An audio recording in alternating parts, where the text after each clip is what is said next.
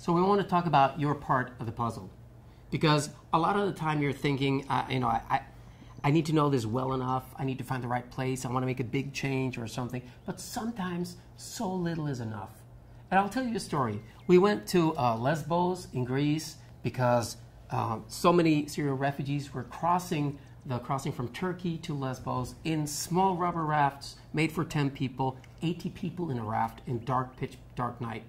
Cold water, engines that break, babies in the middle, then the women, and then the men trying to paddle, and hypothermia being a real danger when they're getting there. They've paid all their money to get on board that raft, and they're just hoping they make it to the other side. So on the other side, you have the organizations, Doctors Without Borders and Red Cross and everything, but you need the volunteers as well, because they come down, and they're usually 20, 21, 22-year-olds with no formal training, and they just want to help. They want to do something practical. Instead of giving money, they want to be there and help, which is formidable.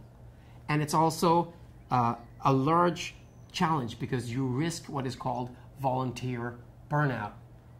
Because you want to help so much that you're just lying awake every night, the first 3 days, hoping there's a boat so you can run down and help. And we were talking to a woman in the cafe down in the harbor, and we were asking her, so how is it right now? And she said, yeah, some of these volunteers, I think they need your help more than the refugees.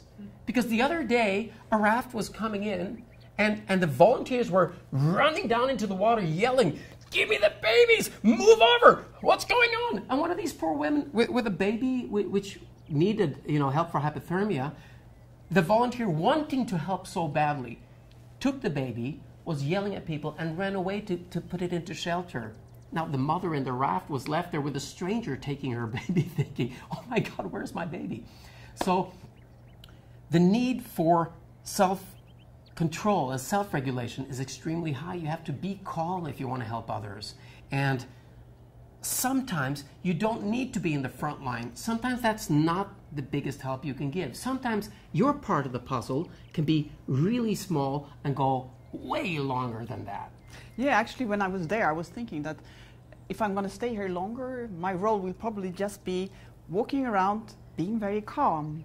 Or like some other volunteers were doing, they were offering a cup of warm tea with a big smile, because that is perhaps even more what these people would need at this very moment, and then taking care of that baby that would probably survive some minutes more.